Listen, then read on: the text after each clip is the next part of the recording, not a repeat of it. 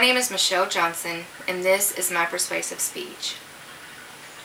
When you think of the American dream, what do you think of? Do you think of taking your son or daughter to Wrigley Field, the foot-long hot dog that you all get, the all-American experience? Do you think of the summer vacations that you always go on with your family? Maybe a trip to Vegas where you can live it up for a week before you have to return to reality.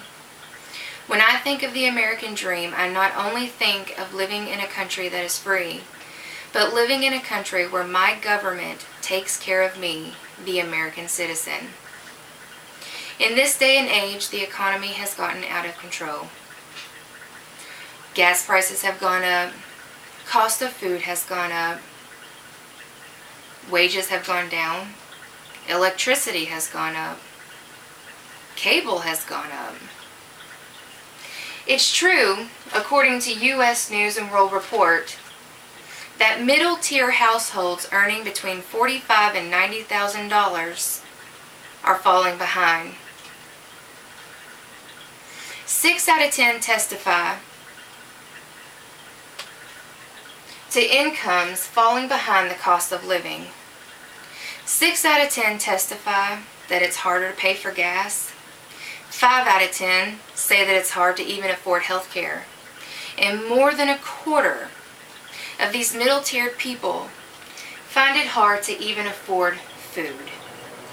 Yet to maintain their lifestyles, which consist of fancy cable television packages, broadband internet connections, and to travel, they're having to send more people in the family to work. They're taking on more debt, and they're borrowing money from home equity loans, though the housing slump has undermined that asset. Is that your family? Are you having to send your 16-year-old son or daughter to work just so you all can make ends meet? Just so you all can uphold that title that we are okay when you're not? Are you one of the ones who find it hard to pay for health care?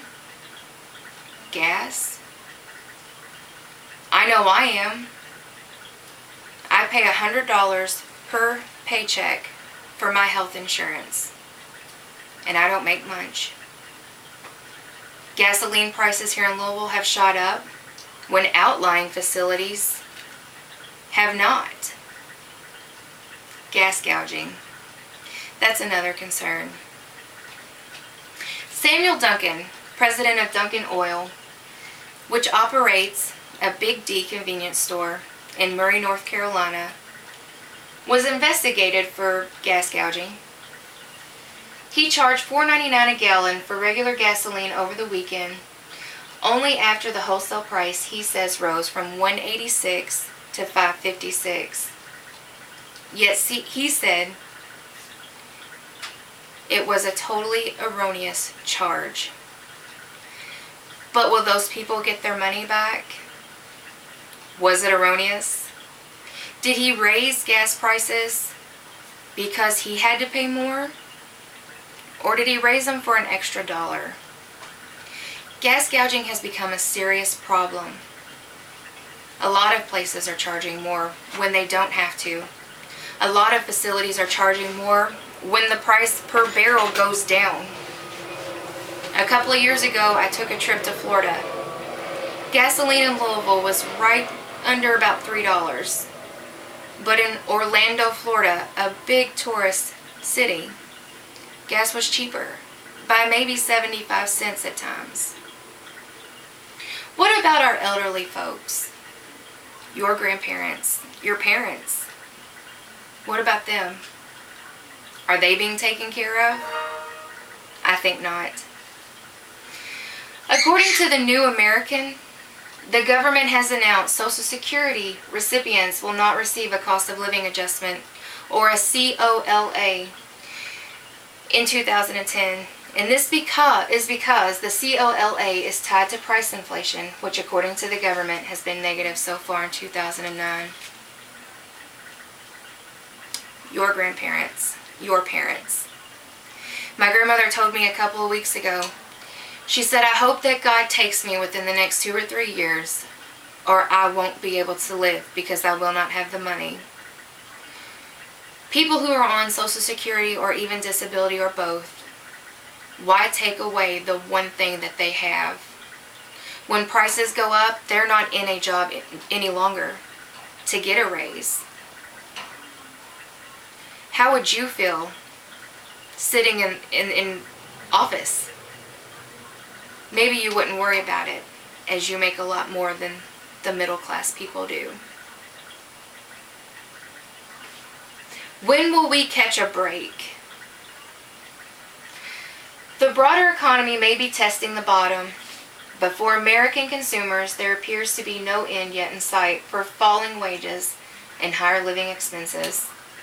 This is according to the New York Times. Are you in a job facility who lowered your pay rate after X amount of years being there because they could no longer afford to pay you that much?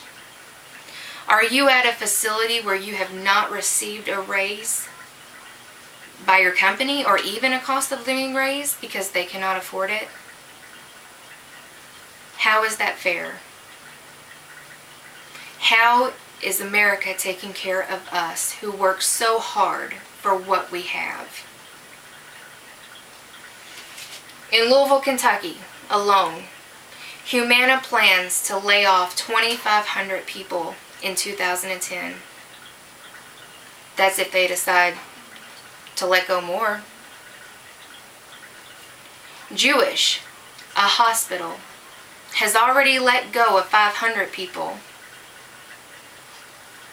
Is healthcare safe anymore?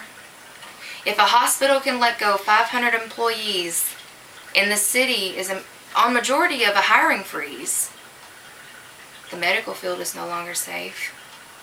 The one field that everybody wanted to flock to because there would always be an opportunity, there's not now. The American dream, it's slipping away. Today, 1 in 5 American households has zero net worth, or actually owes more than it owns. The odds of a son or daughter rising above their parents in a financial predicament have shrunk. That's according to At Issue. That means that you will make more than your children, and your children will make more than their children, and so on and so forth. They estimate it may take 5 to 6 generations before we find our children being able to better themselves beyond what we could, which is what we've always wanted for our children, is to go out there and do better than what we could. The American dream, we're losing it. It's no longer a place where we are taken care of. It's now a world where we fear what might happen next. How is this right? It's not fair.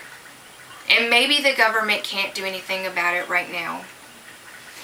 But I ask you to look at us, see how hard we work, because you're willing to help other countries. And I applaud that, because there are countries worse off than we are. But you have to take care of your own as well. Take care of us, the American people, who work so hard for what we have, and also find it so hard to get any further in life because the prices of everything is going up and our wages are falling behind. Thank you. My name is Michelle Johnson, and this is my persuasive speech.